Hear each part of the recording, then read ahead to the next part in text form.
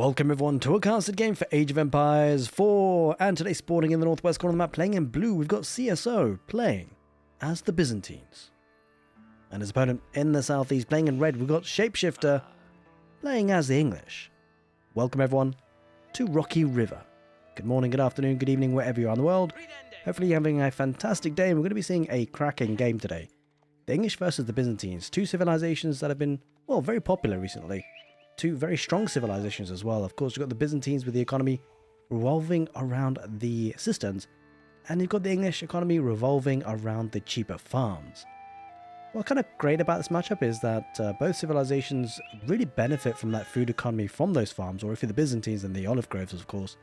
The Byzantines getting the extra olive oil from the olive groves can hire in those mercenaries to add into the war efforts. And of course, the English can actually get the late game enclosures upgrade to get the gold trickling in passively as well. So great upgrade, but of course you have to get there. There's a long way between now and any sort of Imperial age. What could be cracking to see as well, the landmark choices. You've got two options, of course, with both civilizations. The Byzantines can choose between the Grand Winery and the Imperial Hippodrome. You can make an argument for either, actually. Of course, Grand Winery does quite well for the mid to late game. You get the extra 60% olive oil from the berries and the olive groves. Can hire in plenty of mercenaries that way. The English, on the other hand, Council Hall versus the Abbey of the Kings. Abbey of the Kings is definitely becoming more prominent because of the fact that you get the free king, and the benefit of that, you get a very strong unit on the map early to then buy yourself some time to go for your other strategies, maybe a second town centre, maybe a cheeky fast castle. I mean, I think generally second town centre is the play for the English, and so that means the Byzantines might need to put some pressure or scale the economy themselves. It's certainly set up the way that the English definitely kind of want to get that second town centre and dictate the game in terms of doing what they want to do. It's a question of whether the Byzantines go for a second town centre themselves, or do they go for early aggression. Now, for the choice of the Grand Winery, it does feel like it may be a bit more of a booming approach, so maybe we'll see sort of a quite a long one today in terms of game time, maybe. I think we'll be probably seeing ourselves get into the mid-castle age at the very least. The Imperial Hippodrome does offer a lot more aggression early on, but of course, the Grand Winery gives them access to a lot more mercenaries in the mid-game. It will be, yeah, it's going to be the Abbey of the Kings. Typical choice here for the English, going to get that king nice and early. And he does go over to stone as well for a second town centre. Now, I would like to say a very big thank you for everyone who's been supporting the channel, whether it be on Twitch or YouTube. You guys are absolute legends. Thank you, thank you, thank you. And I've noticed something that actually really helps me out. Something you can do for completely free. If you wouldn't mind, leave a comment in the YouTube comment section. Just leave your favourite emoji. And that helps me out massively on the YouTube algorithm side of things. It kind of pumps out the videos over to new viewers who perhaps haven't seen Age of Empires 4, but perhaps are interested in real-time strategy games. So maybe that way we can grow the community, grow the player base, which would be fantastic for absolutely everyone. Of course, a thriving player base means more tournaments, means more matches, means more casted games, more content for Age of Empires 4. Now, with Rocky River, we do actually have two little shoreline fishes on each pond. We used to see 4 actually, since it's recently been changed, and it does mean that it's a little bit redundant, the water, I feel. A lot of players don't really put any docks there. It's a bit of a shame, and I think more so in this particular matchup, of course, with both civilizations really benefiting from, well, the berries, in particular, sorry, the olive groves for the Byzantines and the farms for the English. What's kind of interesting to see is what the mercenary contract will be for the Byzantines. Whether we'll go for the Western mercenary contract for those longbows, always a possibility. And I'm also kind of curious to see how English will play this one out. They've got a couple of tricks up their sleeves. I've seen recently some players actually opt for a heavy cavalry focus in the feudal age and even the castle age. And that can force the Byzantines maybe into limitane, and then that kind of leaves them a bit more exposed if the English then do transition to man-at-arms, which is something they love to do in the late game. We shall see if the Byzantines fall for such a trap. And I'm kind of curious as well, the trade post. So the Byzantines have a really great mechanic. We've seen a game casted recently where you can get the mercenary house near the trade post and it can give you certain mercenary units. This today will be the mercenary Musafadi warriors or the mercenary camel archers. Now, I've got to say, it's very rare that we see the Byzantines actually venture that far out. But it's kind of a nice, neat kind of play mechanic, right? But it's a shame that we don't see it more often. We only ever see it if the trade post is placed close to home, which is obviously very RNG and just map generation dependent. It's going to be a second town setup for CsOH to match that of the English. That was kind of good for the Byzantines in doing that. It's actually often quite hard to punish the English. Of course, they are a great defensive civilization. And so matching the TC count, the town center count, is great in a way because, of course, the economy should be slightly better considering the cistern network, right? These villages are operating 10% more gathering rate. And so, you know, match the village count, you should be a little bit ahead. At least until the English farms kick in when the food income actually starts to really get a little bit crazy for the English. I mean, overall, I think I prefer the economy of the Byzantines because not only do you get the actual gather rate from the system, but you get olive oil as a secondary resource. It gives you a couple more units effectively for free. Curiously enough, it's actually staying on stone, so that could potentially be for outposts and emplacements. Could it even be for a third town centre? That'd be kind of greedy, but kind of cool to see. We haven't seen it before. It will be very greedy. We'll have to see. Maybe just for the extra cisterns, really, to be fair. Maybe wants to get the water level up a little bit quicker. Understandably so. We start to see the English seeding their farms as well, really nice and early. Rather than going for the deer camp, want to play a bit more safer and stick at home. And I love the TC placement. The gold being at the back is really useful for the English. It's very hard to punish. And I think that feeds into another reason why he's gone for a second town side of the Byzantines. Even if he did want to pressure, it becomes very tricky with the gold position around the back, right? Just one palisade layer here, wall, and it saves it, especially with the TC placement. Very difficult to range it. If there's a little bit more gap between the gold and the edge of the map, sometimes you can sneak in some archers, maybe some longbows from the mercenary contract in this area. But I think, even in here, I think it's probably within just about the range of the town centre, so I couldn't really take that. Limitane gonna poke and prod against the king, and the scout really does deny the production of that cistern, only just as well, which is unfortunate. But either way, with a couple of Limitane ahead in that position, should be okay to take it pretty soon. Interesting opting for the barracks early, because he wants those Limitane. Sometimes we do see players often go for the the mercenary house first, but yeah, he needs the protection on that woodline, really. Try to sack around, and the Limitane is there, but only one. He doesn't decide. Oh, he thought about it. He thought about diving on in.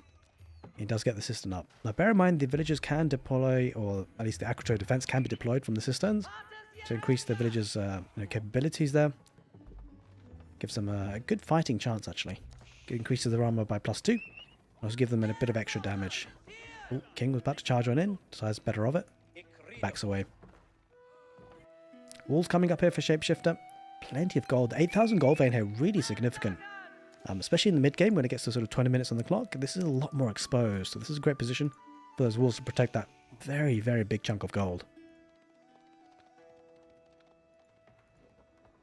But certainly with the two town centre play, it's possible that the two players will start to think about castle age. And it looks like English are a little bit closer to that, to then challenge for the relics.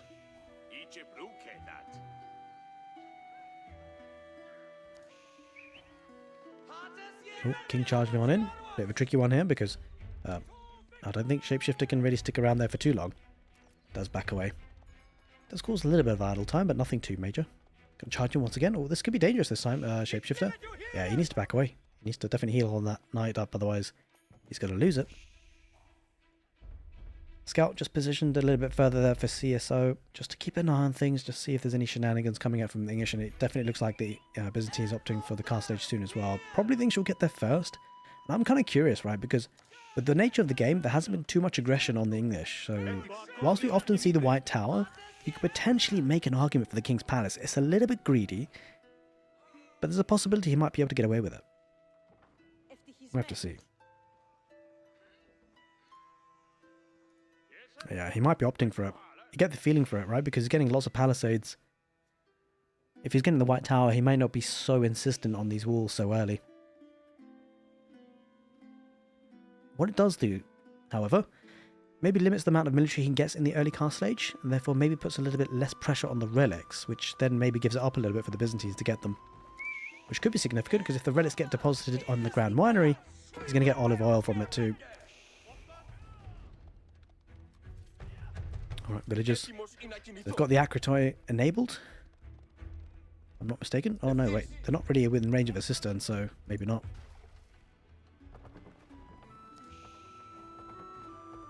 Only one Limitane, but it's enough to push away the king for now. Oh, and it will be the King's Palace. Interesting choice. 17 villagers to go with that as well. Quick time. And I've got to say, the timing on this is very nice. CSO very far off the castle age comparatively. has got the mercenary house. Wait for the western mercenary house, so we'll have access to longbows, Landsknecht, and possibly Streltsy if we get there. It's fighting with the villagers. Should get the wall up in the end. That one Limitane doing great work. We'll secure the berries there and the olive oil coming in from that as well. Oh, it might lose the king here. If he's not careful, I think he loses it. It's only 4 HP. It's kind of cornered. It might just about sneak away. Will the villagers come out to fight? It'll be a massive pick-off if he does. He's kind of trapped though, to be fair. Has to pass through the town centre, so yeah. We'll heal up a little bit, getting a little bit more HP. Yeah, I don't think he actually escapes from that if the town centre's paying attention. There's no villagers there. I'm kind of have to watch this one. Will the king survive? I mean, to be fair, his cycling rounds are getting a bit of HP from that. Another hit, though. Gonna charge in a villager. Might get a villager kill. Oh, we're going to be close. Oh, he doesn't quite manage it, and the king does die. And there's the monastery. Going to be getting the monks out pretty quickly and look to pick up those relics. I wonder if the Byzantines are... I mean, they're still far away, right? He's going for the olive grove transition. This is where it hurts a little bit. I mean, sure, he's going to try and get the berries, which was kind of delayed, right? This night of the king harassment actually kind of hurt CsO a little bit. Because the berries could have been coming in a bit quicker. Delayed that castle age time and gives now the English a little bit of an advantage to maybe pick up some relics. Looking to get this one on the west side as we speak. Yeah, I mean, the balance of the economy just a little bit out of... It's just been kinked out of position, really. And that's because of the berries was a little bit delayed to come on in. But he will get there now. I kind of expect to see the Golden Horn Tower for the Byzantines for the extra units. Be surprised to see anything else, but, you know, been surprised before, and it will be the Golden Horn Tower in the end. In a forward position. Looking to wall up as well, so both players playing it very defensively. Looking to take advantage of their late game powerhouse strengths. Let's talk about units. It looks like it's mostly infantry coming out for the English double archery range. Adding in now a barracks. So possibly longbows, man-at-arms. So nice army composition. Maybe adding in a couple of crossbows as well for potential Varangian guards coming out for the Byzantines. But the tech up will be in now. There's the castle age.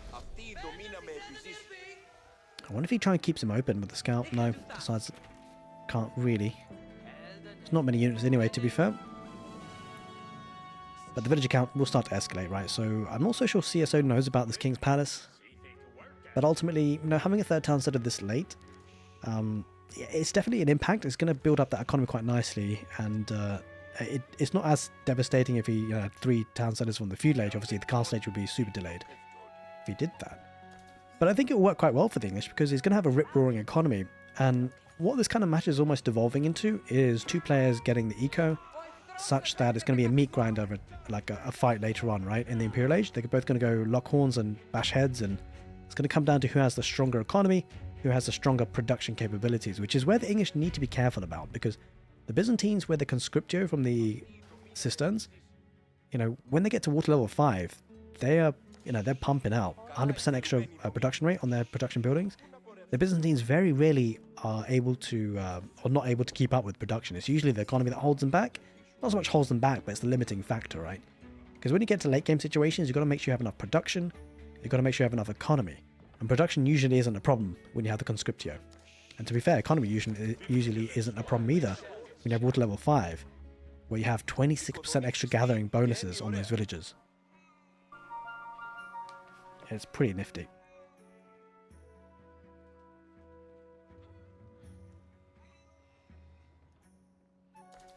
But relics coming in now. 1 already in the bank for the English. 2 more on the way.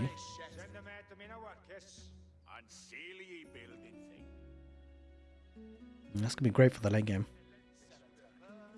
Good number of units coming through. Mostly mercenaries though, with the longbows added in.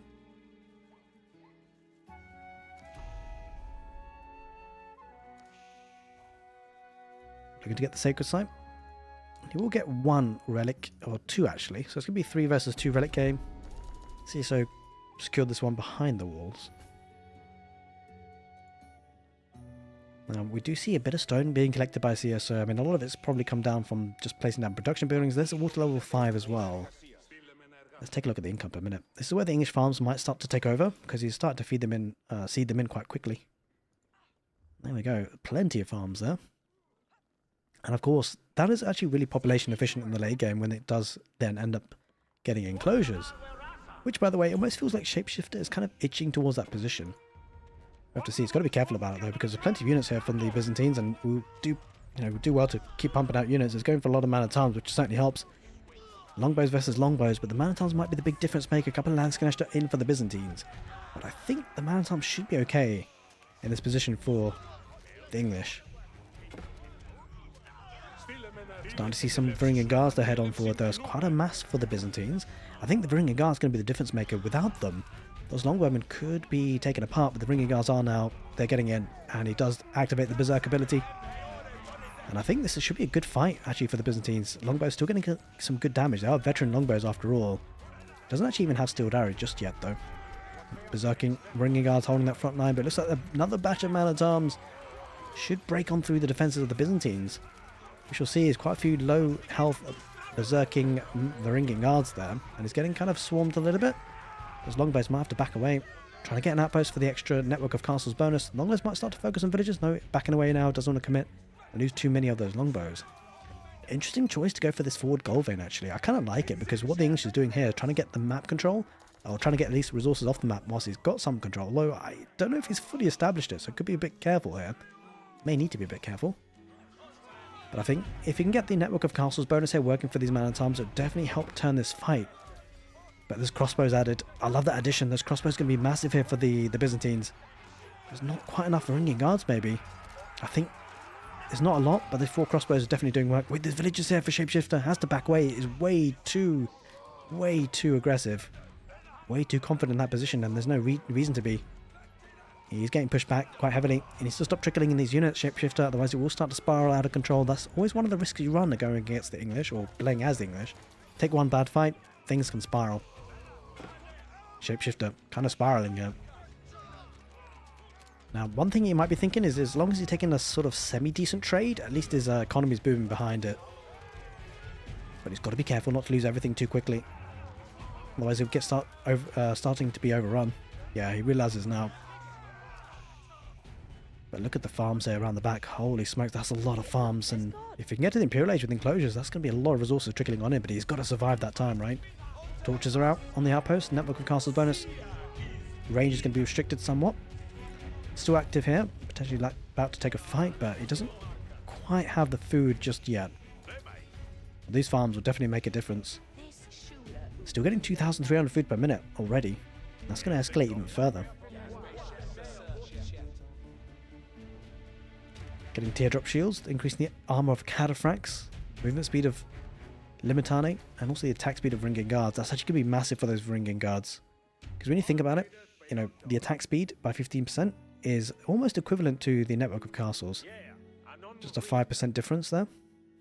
But bear in mind, the Varangian Guards will have that as a standard thing now. The English have to extend their network of castles range from the outposts. Looking to secure that gold vein, and is doing just that. At least with some static defences. Man-at-arms possibly about to chase on through. No, he decides better of it. He backs off for now. Look at the economy for the Byzantines. Kind of struggling. Not struggling, but he's a bit lagging behind the gold, and I think he just spent a bunch. Yeah, I thought for a second he might be thinking about the Imperial Age, but decides to spend a bit more. Keep up with the pressure. Why not? He's almost at 200 population as well, so once he does fully max out, his economy will be banking up resources, ready to try and itch towards that Imperial Age. Also getting siege engines as well, so siege engineering, of course, will give him access to Cairo siphons. Could be massive. Varangian Guards trying to fight that front line. But network of castles bonus is in play. In fact, has he got a network? Yeah, he has got it. A couple of Landsknechte added in. If they can get some swings of their swords, it could do a lot of splash damage. Good number of longbows and crossbows, though, for both players, to be fair. But the Varangian Guards, they're starting to fall. Man-at-arms starting to overrun here for the English. And what this position does allow, though, is the Byzantines to get all 3 sacred sites. Whether they'll keep it alive for long enough, I'm not so sure. Still a good number of longbows, but those man-at-arms, they're doing great work here for the English. And there's not much of a meat shield anymore, actually, to be fair, for the Byzantines. Might be starting to be overrun a little bit. Might have to back away. Defender's advantage certainly helping out on the English side of things. He technically does have a greater number of units overall, but a lot of the units aren't there. And of course, behind this, he has managed to secure that middle area of the map. That's actually fantastic. Getting access to that golden stone. And he's mining more stone to increase the infrastructure and the static defenses. Shapeshifter, going to find out the hard way. Going to run underneath the keep. He can't fight underneath there. Bear in mind, he doesn't have a network of castles either. The Varangian guards do have teardrop as the upgrade for them. Oh, he's still engaging though, this. I'm not so sure he can. Yeah, he backs away for now. It's the right call there. Losing access to that sacred site for now though. All villagers backing away. This is the hard thing, right? Establishing network of castles is tricky sometimes. Does have the mangonel placements there, so that's going to be working quite well. Does a decent amount of damage on the infantry. On that forward production as well, it's a bit tricky because those units will pop out. You might be hit by a bunch of rocks. Oh, I like the palisade walls on the left side though. That's actually quite smart. That's going to cordon off a lot of the map on that side to protect the gold vein even more, that 8,000 gold vein. It's kind of what he needs. Look at the farming economy. 3,000 food per minute. Absolutely madness.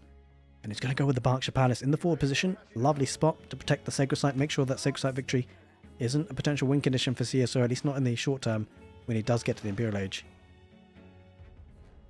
Oh, villagers. Oh, this could be a massacre. I'm not so sure. This is a tricky one. Does he have enough? He's got Mangonel. This could be huge. This could be massive. He's going to engage. Mangonel's deploying now. The question is, does CSO focus on the villagers? Does he focus on the army? Good Mangonel shots though, 2 of them. I think CSO needs to back away. I think he should be okay here to get the Berkshire out. He might lose a couple of villagers, but he should be fine.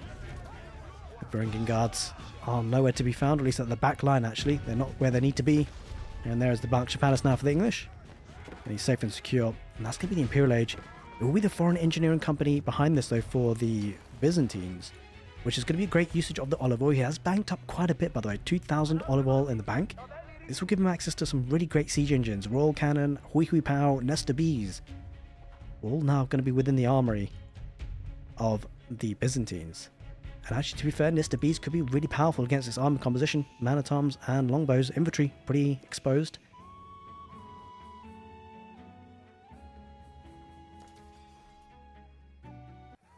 But we do now have, as you'd expect, the elite upgrades coming in for the man-at-arms for the English. And also the enclosures. And also even crosscut saw for the extra wood income. Look at that food income. It's absolutely bonkers. And that's going to turn into great food and gold income very shortly with that enclosures. And the Byzantines know it. And they're going to start torching their way through and try and break on through. But it's got to be careful. Good mass of units coming from the west side. Longbow's getting a few hits, right? Because got the extra range. Mangonel's about to deploy. This could be devastating for the Byzantines. About to take the fight. Oh, Mangonel's deployed. They are massive Mangonel shots on those crossbows. And CSO, he's going to have to back away. But he's taken some losses already. That's a great start to the Imperial Age for the English, I've got to say. Momentum should be in his favour now because of that. The Byzantines have to back away, right? Like, he's up against the Imperial Age army now, ultimately. With his man-at-arms just about to be upgraded. Mr. Bees, though, are out. Only one so far. He's going to engage in the South Forest. Lance can actually get a couple of hits, but the kind of glass cannons, right? The longbow is going to do great work against them. I wonder if we're going to see incendiary arrows or whether these crossbows are going to start to come out a bit more in terms of the ratio between the crossbows and longbows. I mean, those longbows, they've got to be careful. There's Nesta Bees there. He does lose 1 Mangonel. Well, 2 Nesta Bees. This is a problem actually. The English have to back away. There's mostly longbows and they can't contest those Nesta Bees. I think he's going to have to give up that Mangonel. And he does. He has to retreat in that position now. No choice or no option. He's getting a keep on this gold vein, but it's actually kind of a good position. If he can get access to this gold, he's got to keep there as well, of course. And it's a bit of a concern. I mean, the one good thing is that it's a bit troublesome for the Byzantines is that the enclosures upgrade for the English, right? It's super powerful, but bear in mind that the olive oil is great for the Byzantines for the siege engines. So at least the siege engines won't be a problem for the Byzantines. It's just everything else, right? The premium units with the Varangian guards, whether he goes for cataphracts even maybe later on, I doubt it because he's not really teched into that. But any sort of gold units could be tricky for him to maintain and keep producing in the late game. But siege engines will be fine with the Nesta Bees for sure, with the foreign engineering company. Some great shots here for sure. Ringing guards holding that front line, but look at the batch of English man-at-arms diving on in. There's not enough ringing guards, I think, here. Longbows getting some great shots. No third archer upgrade though, attack upgrade just yet. And they are still veteran as well. Getting some massive hits though from those Nesta Bees. I think it's part of the reason why he didn't upgrade them. He feels like he's probably going to need to throw them away. He's going to get a network of Citadels bonus, so that's going to be an extra 20%, so 40% attack speed in total. It's just coming now in this fight. That could be huge. It should make him win this fight actually quite a big way. There's a nest of bees in that stealth forest. Could be difficult to deal with. Here comes another batch of man-at-arms. Defender's advantage certainly helping him. Elite army tactics, though, comes in for the Byzantines a little bit quicker. Trying to get a keep in that forward position. I mean, that could be tricky. He might just about get it up. It'd be tricky, though. Good number of longbows on the back for both players, really. Nest of bees, though, it's really the high damage output unit in that fight, in that stealth forest. It's something that you think you need to try and snipe if they can. They also have to keep, might just about get up. I'm not so sure. It's a bit tricky because the units are starting to overwhelm from the English. Oh, the man-at-arms, they spot the nest of bees. He's going to go for it. He's going to take it out. Yeah, it looks like the keep will go up in the end. But I wouldn't be surprised to see a siege engine workshop or siege workshop coming down. It's actually going to be a keep there for shapeshifter just to secure that location just a little bit. And around that keep will be some siege workshops for CSO. But he's slowly being overrun a little bit. I've got to say, he's not being able to maintain production. Look at the food. He doesn't have the bank of food here, CSO. He's going to struggle to make units. That's massive because he needs food for the Varangian guards, and food is not a problem for shapeshifter. He's got massive store of it, and it comes down to the better economy, right? He's had 3 TCs for a long time here, the English. He built up a bit of a bank of resources, and this is exactly what we talked about in the early stages of the cast. When you have a great economy for a long period of time, better than your opponent, you build up a bank of it, and then when you go sort of head-to-head like this, head-banging engagements, you will have better longevity in terms of production and keeping production up.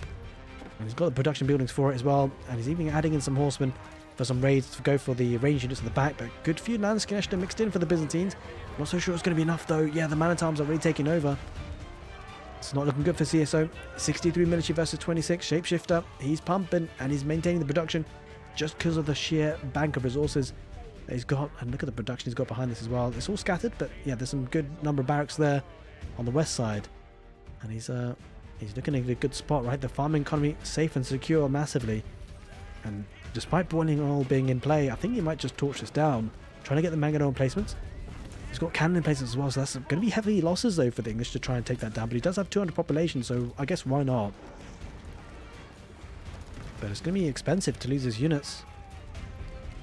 They're going to decap the sacred site in the middle and go head to head. It's kind of crazy. He's fighting on 2 fronts, right? He's trying to take the keep down, but also fighting against the reinforcing army coming in for the Byzantines. He's looking to get court architects, but I don't think it comes in quick enough. I don't think it will. It's on flames. He's going to try and repair, try and increase the longevity of it, and he's doing a good job of it. There's quite a few villages here as well, actually, to be fair. That might be lost if he does lose the keep. This is going to be a tricky one. Yeah, he's just pumping out. Look at the military numbers for him. Yeah, there's a bombard. Now that keep won't be able to stand for too much longer. The Varangian guards might try and cycle round onto that bombard. No, he can't quite manage it. Keep goes down. Bombard deploys. Didn't even need the bombard in the end. It means he's going to push him further forward. CSO, he's struggling. Production a bit further back, right? Defender's advantage really helped out the English in many ways. Berserking Varangian guards trying to retreat now. And he's going to lose his forward position. Quite a bunch of wood, you know, committed to this. This is looking a bit dicey. Does still potentially have access to gold here, 4,000 of it, but he's really being pushed back here now, CSO. And Shapeshifter, he's at 200 population supply, right? Getting all the upgrades, court architects, and now he is getting the 3rd and final upgrade to the attack, ranged attack from the blacksmith. Not that he has many ranged units, but he might as well at this point, right? Might as well. And bear in mind, the Berkshire Palace offers him a lot of protection in this location. I like this choice, right? Sometimes you do see players go for the Wingard Palace, and it is a good choice after all, but like he's kept his economy safe, and that was the main thing. His economy hasn't been raided. Speaking of which, might be the case that the Byzantines might have their economy raided soon. He's lost a fair few villagers. Oh wait, these horsemen? Yeah, they're going to go for it. Oh, that's a bit painful. There's villagers. He needs gold. He's got a bit of a bank to rely on if those villagers do get pulled away, or if they kind of have to be, right? Although, I mean, he's not reacting to it. That could be problematic if he loses too many. He's trying to snipe out the bombard. I'm not so sure he gets it in the end. It's going to be a close one. I think he might just, actually. Now the villagers coming to repair. That should be it. Oh, he's trying to body block with them. Didn't quite manage it in the end, and yeah, the bombard goes down, but he's going to try and get some palisade walls up just to slowly extend his position on the map. Oh, I think what he's doing, he's going for a wall creep, right? He's going to get bombards in that wall and then push on through with the bombards, taking down this forward position, this keep. But he's raiding heavily. Village on gold had to be pulled away, and he's only got 200 gold in the bank. That was chewed up through really quickly. But he's still torching. I mean, he's going crazy with this. He's really kind of headbanging it. No siege play here for the English just yet. He really wants to get rid of that keep. Understandably so. It's got network of citadels, don't forget. It's huge, huge bonus to the civilization. Extra 40% attack speed. Now, the villagers are repairing the keep, but it's spending stone to do so. He needs to. He really wants to hold that position. Getting tithe barns now, the Byzantines, just to supplement the economy a little bit. Now, the Byzantines have recovered a little bit. Actually, quite a lot. Is he caught up in terms of military numbers? That's massive. Oh, Mangonel though. Oh, that Mangonel might get sniped out really quickly and easily. Oh, that's rough to lose that unit. Wood and gold is really precious at the moment. Has got the bombard starting to work on the siege workshop. Yeah, but you need to keep the bombard alive if you can. Another wave of English units pop on through. Varangian guards might jump on top of the bombard. No, they're attacking the man-at-arms for now. Bombard retreats in time. Nicely done.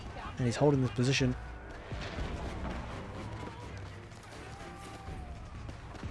An absolute meat grinder of a game, and this is where it becomes important to have that bank of resources. And the English are slightly edging it there. I say slightly, to be fair, is getting a lot more food, right? Look at that, 4,000 food per minute. The bombard behind all of this is doing great work, forcing the villagers into repairs. Looks like CSO, he's struggling to keep up their unit numbers. Of course, he's trickling in, right? Defender's advantage definitely there for the English. Constantly pumping out units, getting another bombard as well. Second bombard here could be critical. Yeah, the repairs aren't coming in quick enough. And it looks like maybe the Byzantines will lose this forward position. He's actually established trade. He wants gold. Let's take a look how much he's getting. He's getting 73 gold and 15 olive oil. But of course, the issue is the English have been ahead in village count for quite some time, and the enclosures, of course, very population efficient. Granted, the olive groves have been decent for the Byzantines in terms of olive oil as well. Gonna dive on in with the horseman, but probably won't get too much joy out of that. He does back away, loses a couple for free though, but it buys him some time. He extended the walls a little bit, and these bombards are gonna be really hard to take care of now for CSO. It looks like they're gonna lose that keep. He's run out of gold here mining, trying to get more stone. There's a lot of stone there to be mined. Does still have access to gold here. Looks like he's going to try and take it now. Unfortunately, the placement of the walls means that the mining camp has to be on the opposite side of the safety. Bringing guards, a lot of them. Longbows behind them for the Byzantines. Going to charge on in with the man-at-arms of the English, and the horsemen going around the back, which is fantastic if they get on top of the ranged units. As a couple of hand cannoneers here, the Byzantines. But so do the English, and I think the attack speed really making a big difference here for the English. It's kind of winning the fights, you feel. Horseman coming in from the south. Good raid on in. And the big thing is he's actually lost his foreign engineering company here, CSO. That's massive. Longbows, they deployed their arrow volley for the Byzantines, but heavily armored units will deal well with that. Will do okay. Well, that's not looking good for CSO. His numbers are starting to dwindle massively. You can see all the while, these two bombards getting value. Difficult for the Byzantines to take care of that. He lost the foreign engineering company. Means no more siege, just paid for with olive oil. And that's the risk you run by putting landmarks forward like that. He wants he wanted the reinforcements coming in quickly like that, but if he does lose the position, then he loses the landmark and production capabilities. Trying to get some stone walls to delay things a little bit. I think he's pushed coming through down the middle, and shapeshifter, he is looking in a good spot.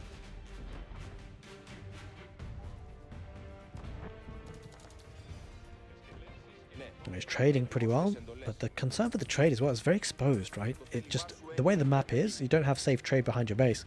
It's kind of run through the middle of the map, and the English could be running into that position soon, but it's just being taken down as we speak. He's got a good economy behind this, the Byzantines, but will it be enough? It's exposed economy, that's the big deal, right? Because if the English do push on through, the economy will fall first with the traders. On the other hand, it's going to take a long time for the Byzantines to ever get close to this farming economy. Horseman trying to snuff out some villagers, hand cannoneers. It doesn't actually have the network of citadels bonus here in this position. So Varangian guards will have, their boost of the teardrop upgrade. But hand cannoneers, it just looks too many, I think. I think the English win this fight. It's got a good number of Varangian guards, but the hand cannoneers, decent numbers. Although, to be fair, not much of a meat shield remaining for the man-at-arms. Yeah, it seems like he's got enough. Two bombards break through the walls. I think maybe, just maybe, Shapeshifter might be chugging on in because he's got 200 population. He's fully maxed out and he is starting to snowball. Yep, CSO, he can't maintain this. He doesn't have the food income. And all of a sudden, I mean, it almost feels like he doesn't have the production, surprisingly enough. Like, that's not what we kind of typically expect from the Byzantines. It should, I think a lot of it's come down to this production was forward, right? A lot of it was here. It's now been taken care of. A lot of it was here as well, those barracks as well. Unfortunately, he hasn't been able to replace it. And that's the big deal. Even with the Conscriptio, going to need more than just a handful of production buildings, and I think he's going to be under siege before too long. 2 bombards, they've been doing great work for the game, for the English, and great man at arms front line, hand cannoneers, great army composition, sprinkling in a couple of horsemen as well, just for the longbows. This is looking a bit disastrous for CSO. He doesn't have the food income. Look at the bank of resources for Shapeshifter. He's got 7,000 food in the bank, 5,500 food per minute. That's insane. He could do this all day. Look at the trade. That's going to be going down next if the palisades get breached. And it looks like the palisades will be breached soon. CSO is under all sorts of pressure. Can't keep up the unit numbers. And he's broken through. All traders there being hacked and slashed. A couple of Landscaster popping out, but you know, the English don't mind this. You can do this all day. There is a Varangian Guard trying to focus on the bombard, but there it is, ladies and gentlemen. Shapeshifter takes the game on Rocky River. A cracking game of Age of Empires 4, and it turns out the English farming economy is fantastic if it's not raided.